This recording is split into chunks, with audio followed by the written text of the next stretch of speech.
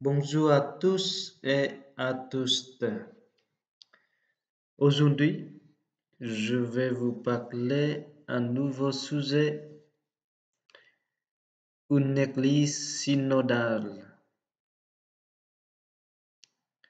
Dans cet sujet, tout d'abord, je vais vous présenter la signification du mot synode ou synodalité.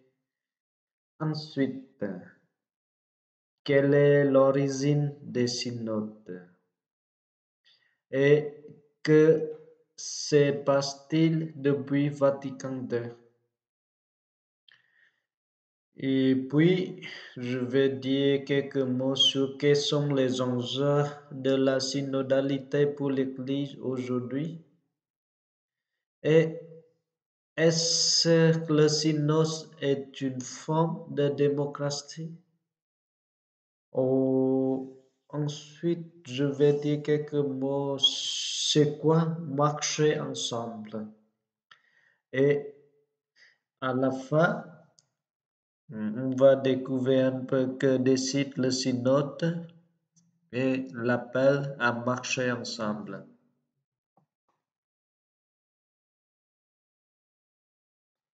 Alors, le mot synode ou synodalité, il rappelle d'abord que les termes synode et concile sont équivalents, là étant dérivé du grec synodos, littéralement cheminer ensemble ou une route parcourue ensemble, et l'autre du latin concilium.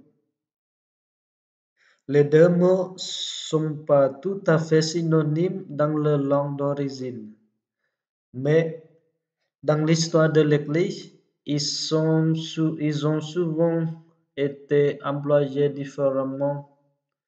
On parle de Saint Synode à propos de Vatican II et l'expression de concile local était d'usage fréquent.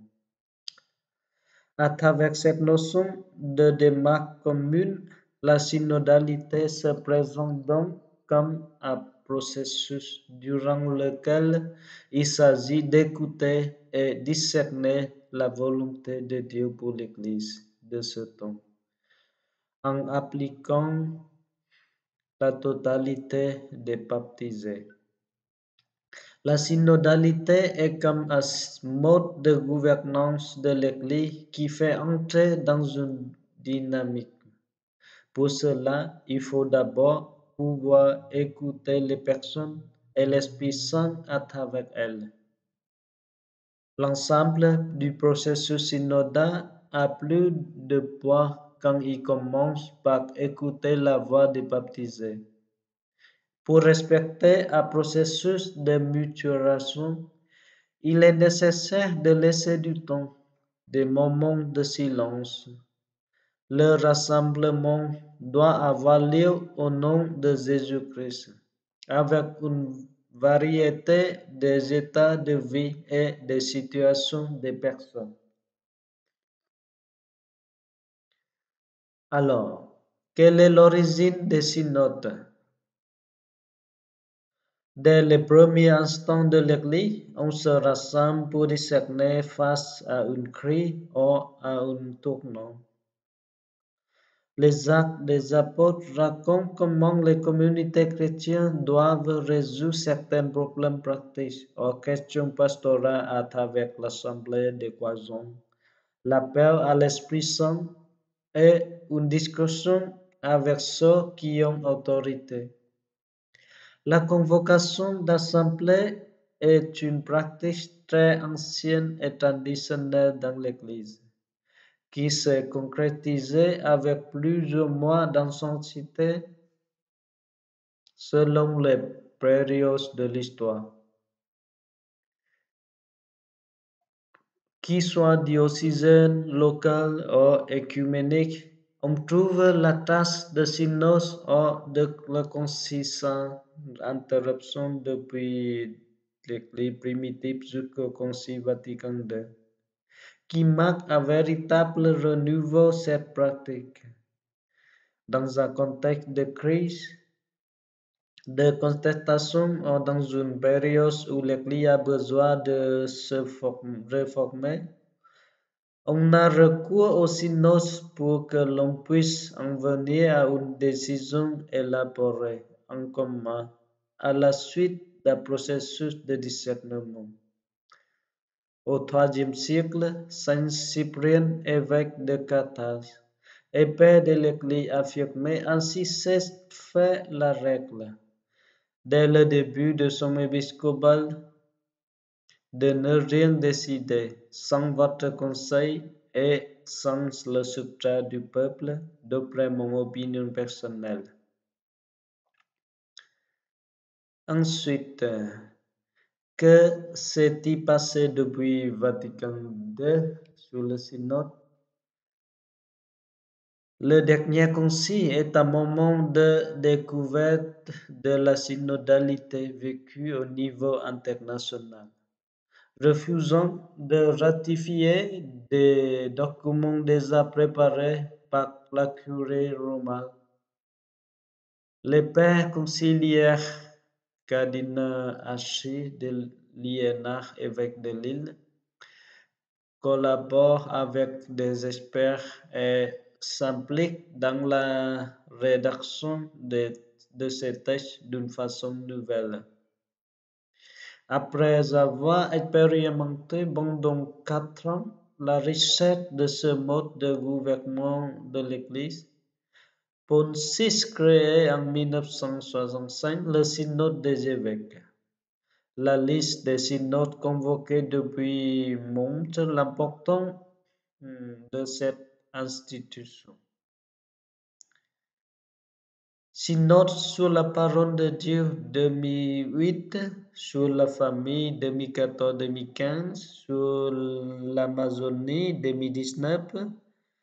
Le pontificat du pape François est tout particulièrement marqué par la conviction que l'Église est essentiellement synodale au point que le prochain synode des évêques de 2023 lui est dédié.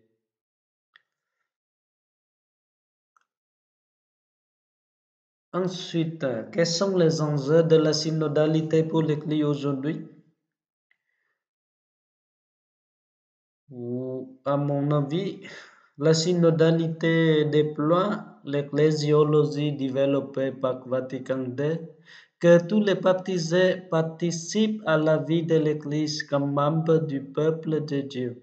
Or, il ne peut y avoir de synodalité féconde sans la formation des baptisés, y compris les prêtres des évêques. Pour être utile à la vie de l'Église, il faut une conscience éclairée. Le renouveau de la synodalité apparaît également comme un signe des temps, notamment sur la façon d'exercer le pouvoir dans l'Église. L'Église n'a plus besoin de monarque, déclaré récemment le cardinal Mario Gay, secrétaire général du synode des évêques. Et l'Église a besoin de personnes qui soient comme Jésus-Christ au service. Le fruit de la synodalité, c'est l'annonce de l'Évangile et une Église davantage missionnaire pour le monde.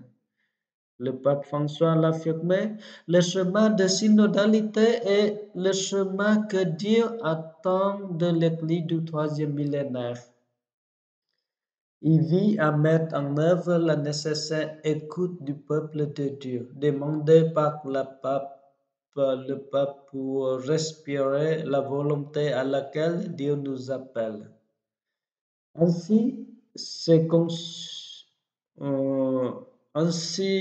conçue la première phase comme instrument visant à favoriser l'écoute et consultation du peuple de Dieu dans l'Église particulière 2021 jusqu'à 2022, dans l'espoir de contribuer à stimuler des idées, les énergies, la créativité de tous ceux qui prendront part à cet itinéraire et faciliter ainsi la mise en commun des fruits de leur engagement. À cette fin, il commence par esquisser quelques caractéristiques saisonnes du contexte temporel. Il illustre de manière synthétique les références théologiques fondamentales pour une compréhension et pratique correcte de la synodalité. Il propose plusieurs passages bibliques qui pourront nourrir la méditation et la réflexion priant au long de ce chemin. Il met en lumière certaines perspectives à partir desquelles relire les expériences de synodalité vécues. Et enfin, il expose quelques pistes pour enraciner ce travail de relecture dans la prière et dans le partage. Le chemin synodalité est précisément celui que Dieu attend de l'Église du troisième millénaire. Cet itinéraire de l'Église proposé par le Concile Vatican II est à don, est à devoir aussi, en cheminant ensemble et en réfléchissant ensemble sur le parcours accompli. L'Église pourra apprendre de ce don et fera l'expérience. Quel processus peut l'aider à vivre la communion, à réaliser la participation et à survivre à la mission.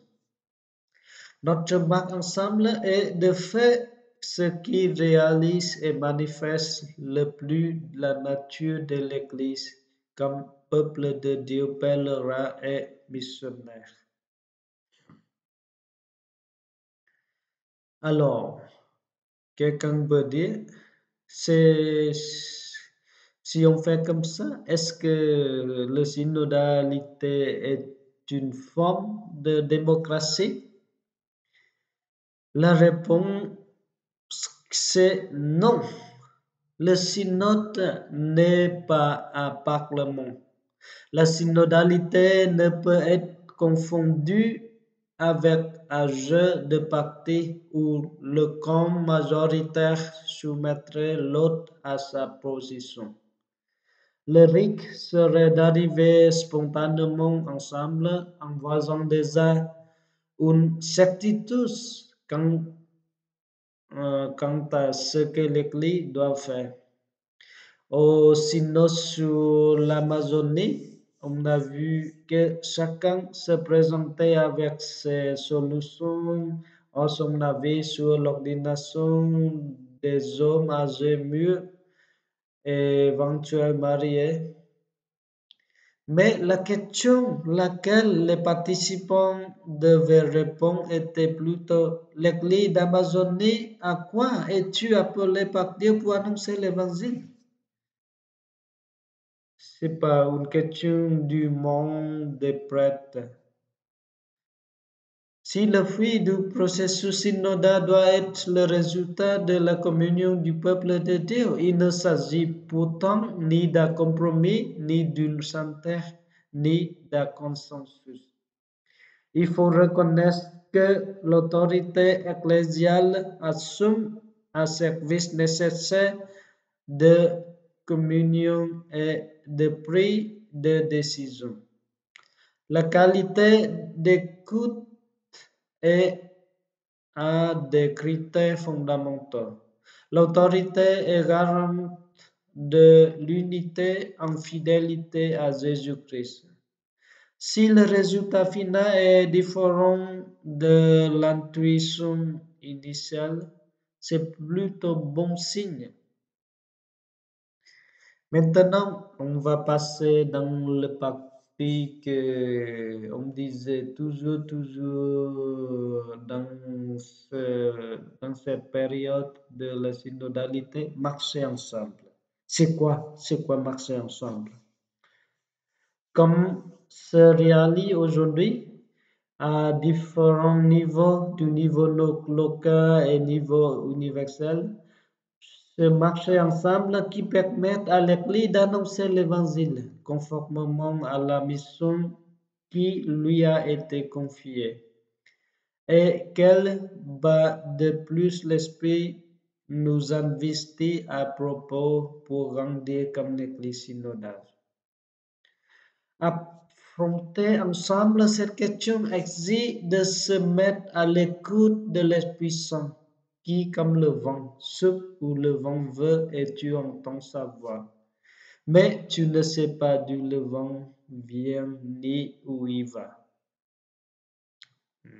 Jean 3, 8. En restant ouvert au surpris qui prédisposera certainement pour nous au long du chemin. Ainsi s'enclenche une dynamique qui permet de commencer à recueillir certains fruits d'une conversion synodale qui mûriront progressivement. Il s'agit d'objectifs d'une grande importance pour la qualité de la vie ecclésiale et pour l'accomplissement de la mission d'évangélisation, à laquelle nous participons tous en vertu du baptême et de la confirmation. Nous en indiquons ici le principe qui déclare la synodalité comme forme, comme style et comme structure de l'Église. Fait mémoire de façon dont l'Esprit a guidé le cheminement de l'Église dans l'histoire et nous appelle aujourd'hui à être ensemble des témoins de l'amour de Dieu. Vivre un processus ecclésial impliquant la participation et inclusion de tous, qui offre à chacun, en particulier à ceux qui pour diverses raisons se trouvent marginalisés, l'opportunité de s'exprimer et d'être écoutés pour contribuer à l'édification du peuple de Dieu. Reconnaître et apprécier la richesse et la diversité des dons et des charismes que l'Esprit dispense librement pour le bien de la communauté et au bénéfice de la famille humaine tout entière. Expérimenter des modes d'exercice de la responsabilité partagée au service et d'un nom de l'Évangile et de l'engagement à construire un monde plus beau et plus habitué. Et marcher ensemble et aussi examiner de façon dont sont vécues dans l'Église la responsabilité et le pouvoir, ainsi que les structures par lesquelles ils sont gérés, en faisant ressortir et en essayant de convertir les préjugés et les pratiques déviantes qui ne sont pas enracinés dans l'Évangile. Aussi, reconnaître la communauté chrétienne comme sujet crédible et comme partenaire fiable pour s'engager sur le chemin du dialogue social, de la guérison, de la réconciliation, de l'inclusion et de la participation, de la construction de la démocratie, de la promotion de la fraternité et de l'amitié sociale. Et marcher ensemble et aussi renouveler et affirmer les relations entre les membres des communautés chrétiennes ainsi qu'entre les communautés et les autres groupes sociaux. Par exemple, des communautés de croyants, d'autres confessions et religions et des organisations de la société civile, des mouvements populaires, etc. Enfin, marcher ensemble aussi favoriser la valorisation et l'appropriation des fruits des récentes expériences synodales au niveau universel, régional, national et local. Alors, que décide le synode? Étant d'abord un organe constitutif, le synode ne décide en lui-même de rien, sauf si le pape décide de donner un pouvoir délibératif à l'Assemblée. Dans ce cas, le document final entre après rectification dans le magistère ordinaire du pape qui lui donne ainsi la même autorité qu'un de ses actes. Dans le cadre d'assemblée simplement délibérative, le pape peut aussi expressément approuver le document final qui participe dès lors aussi de son magistère ordinaire. Mais en général, le pape se contente d'accueillir le document final, dont il peut ou non autoriser l'application. Il lui sert à élaborer sa propre exhortation apostolique, où il donne les orientations qui a lui-même retenu du travail synodal. Cette exhortation est en général la base de la fin d'application par laquelle le synode ne poursuit sur le terrain après une assemblée. Enfin, l'appel à marcher ensemble. Il y a beaucoup d'appels, mais à mon avis, quelques appels principaux. Tout d'abord, le chemin synodal se déroule au sein d'un contexte historique marqué par des changements majeurs dans la société et par une étape cruciale dans la vie de l'Église. Il n'est pas possible d'ignorer. C'est dans le repris de la complexité de ce contexte, dans ses tensions mêmes et ses contradictions, que nous sommes appelés à scruter les signes des temps et interpréter à la lumière de l'Évangile, selon Gaudium et Spes numéro 4. Et ensuite, dans ce contexte, la synodalité constitue la voie royale pour l'Église, appelée à se renouveler sur l'action de l'Esprit et grâce à l'écoute de la parole. La capacité d'imaginer un futur différent pour l'Église et pour ses institutions, à la hauteur de la mission qu'elle a reçue, dépend pour une large part du choix d'entreprendre des processus d'écoute, de dialogue, de discernement communautaire auxquels tous et chacun peuvent participer et contribuer.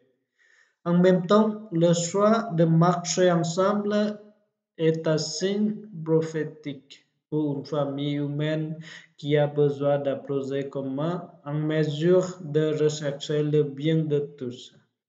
Une église capable de communication et de fraternité, de participation et de solidarité dans la fidélité à ce qu'un homme pourra se placer aux côtés des pauvres et des plus petits et à leur prêter sa voix.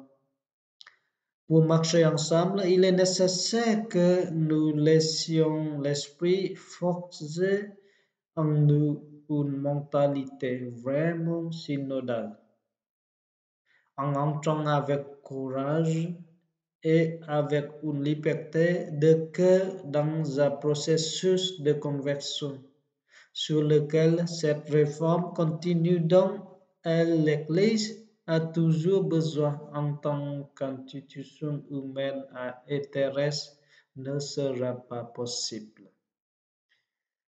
Voilà, il y a quelques notes, quelques idées sur la synodalité, sur l'Église synodale. Merci pour votre écoute. À la prochaine.